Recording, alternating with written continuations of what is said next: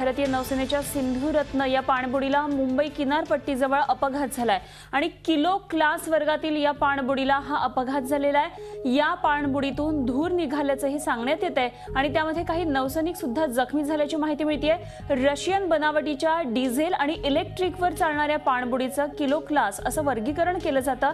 गेल्याच वर्षी 14 ऑगस्ट 2013 ला सिंधू रक्षक या किलो क्लास मधीलच पाणबुडीचा स्फोट होऊन आग लागलेली होती आणि त्यामध्ये 3 अधिकाऱ्यांसह 18 नौसैनिकांचा बळी गेलेला होता। पाणबुड्यांच्या वारंवार होत असलेल्या अशा अपघातांबद्दल आता चिंता व्यक्त होती। आणखी सविस्तर माहिती घेऊया आजच्या अपघाताविषयी। आमचे प्रतिनिधी अमित जोशी सध्या आपल्या बरोबर आहेत। अमित, सांगाल काय नेमकी माहिती मिळते, कसा हा अपघात झालाय, काय स्थिती आहे?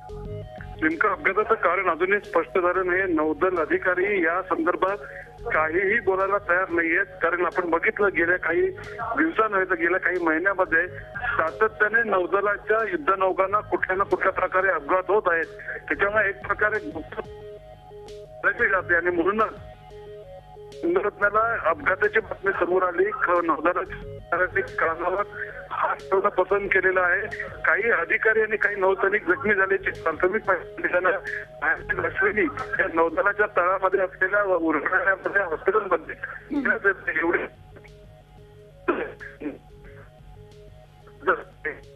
ठीक आहे अमित, धन्यवाद। मुद्दा कळला, धन्यवाद दिलेल्या माहितीबद्दल। अपडेट्स तुमच्याकडून जाणून घेत राहू। या संबंधातल्या भारतीय नौसेनेच्या सिंधू रत्न या पाणबुडीला मुंबई किनारपट्टीजवळ हा अपघात झालेला आहे। अजून अपघाताचं कुठलंही कारण समोर आलेलं नाहीये, मात्र किलो क्लास वर्गातली ही पाणबुडी आहे आणि किलो क्लास वर्ग म्हणजे रशियन बनावटीचा डिझेल आणि इलेक्ट्रिकवर चालणाऱ्या या पाणबुडीला किलो क्लास असं वर्गीकरण केलं जातं।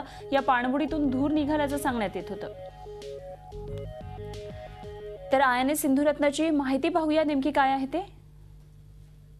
INS सिंधू रत्न किलो क्लास मधल्या नौदलात दाखल झालेली ही 5वी पाणबुडी आहे। 22 डिसेंबर 1988 मध्ये नौदलाच्या सेवेमध्ये ती दाखल झाली होती।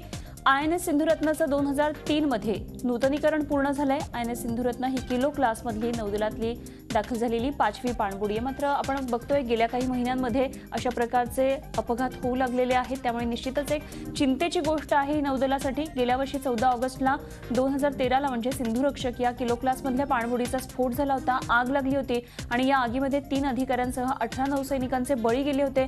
आजचा हा अपघात कितपत गंभीर आहे आपल्याला कालांतराने कळेल, मात्र सध्या या अपघाताचं वृत्त आपल्याकडे आहे। जखमी झाल्याची माहिती कळते काही नौसैनिक, मात्र आकडा अजून फारसा नीटचा कळलेला नाहीये, कारणही फारसं कळलेलं नाहीये। तर नौदलाच्या गेल्या काही महिन्यातल्या अपघातांवर एक नजर टाकूया थोडक्यात। INS सिंधू रक्षकला अपघात झालाय। नौदलाच्या पाणबुडीला मुंबईजवळ जलसमाधी मिळाली। INS तलवार युद्धनौका आणि मच्छीमार नौका यांची रत्नागिरीजवळ एक टक्कर झाली होती। INS बेटवा युद्धनौकेला मुंबईजवळ अपघात झाला होता। युद्धनौकेचा तळ उखडला होता। विराट युद्धनौकेवर विशाखापट्टणमला आग लागली होती। INS कोकण सुरुंग विरोधी युद्धनौकेवर विशाखापट्टणम इथं आग लागली होती। अशा प्रकारे आपण बघतोय की युद्धनौकांना कशा प्रकारे अपघात होतात। नौदलाच्या दृष्टीने निश्चितच ही एक चिंतेची बाब आहे। आपण बघतोय की मुंबईवर जेव्हा हल्ला झाला होता समुद्र मार्गाने 26 डिसेंबरचा, त्यावेळी कुठेतरी नौदलाच्या सगळ्या गोष्टींवर एक प्रश्नचिन्ह निर्माण झालं होतं, मात्र अपघात सुद्धा होतात। निश्चितच हे चिंतेची एक बाब आहे।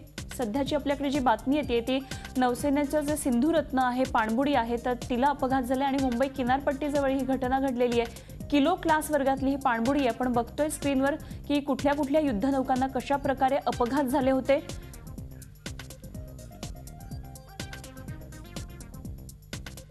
INS विराट युद्धनौकेला सुद्धा विशाखापट्टणमला आग लागली होती। तर संरक्षण विषयक तज्ञ भरत वर्मा यांच्याशी जेव्हा आम्ही संपर्क केला तेव्हा त्यांनी प्रतिक्रिया दिली। काय नेमकी प्रतिक्रिया दिली तेही ऐकूया। जो क्रू होता है वो उसके पास स्पेस बहुत कम होती है, तो इसमें भूल चूक की बिल्कुल गुंजाइश नहीं होती है। तो हर चीज बहुत प्रिसाइजली करनी पड़ती है जो इसके ऑपरेशनल ड्रिल्स है। बट प्रॉब्लम जो आ रही है इंडिया को सबमरीन्स में, वो हर सबमरीन आउट ऑफ डेट हो गई है, एज हो गई है।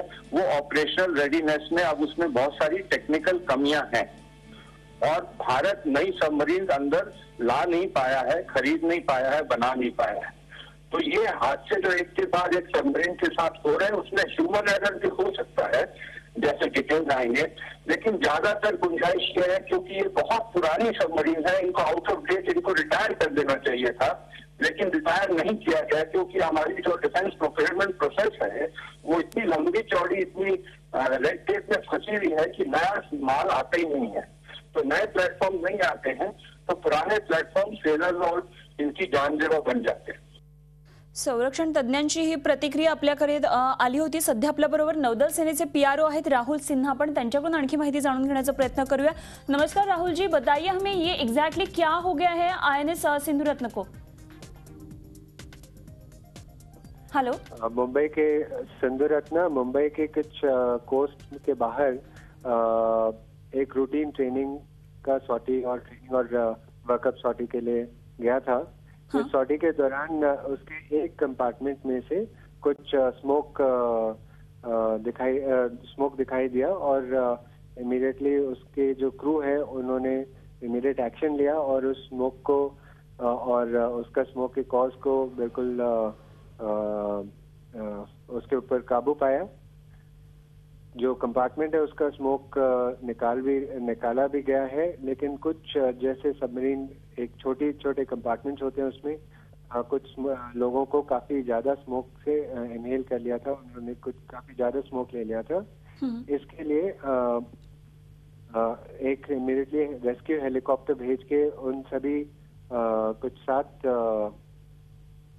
जो सैनिक हैं उन सैनिकों को 9 सैनिकों को नेवल हॉस्पिटल के पास लेके आ गए हैं। ओके राहुल जी, इसका रीजन कुछ पता चला, क्या कारण है?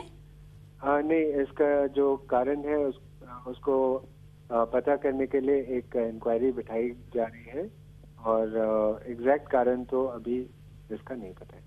ठीक है Rahul ji, thank you so much. आपसे बात करके अच्छा लगा। जनसंपर्क अधिकारी राहुल सिन्हा आपले बरोबर होते, पीआरओ नौदल सेनेचे पीआरओ आपल्या बरोबर होते आणि कशा प्रकारे धूर आला अचानक आणि सगळ्यांना हलवण्यात आलं ते त्यांनी सांगितलं। केबिन्समध्ये हा धूर अचानक आला। सिंधुरत्न नौसेनेच्या अपघाताविषयी पाणबुडीला झालेल्या अपघाताविषयी माहिती देत होते। आपल्याबरोबर नौदल सेनेचे पीआरओ होते। झी 24 तास रहा एक पाऊल पुढे।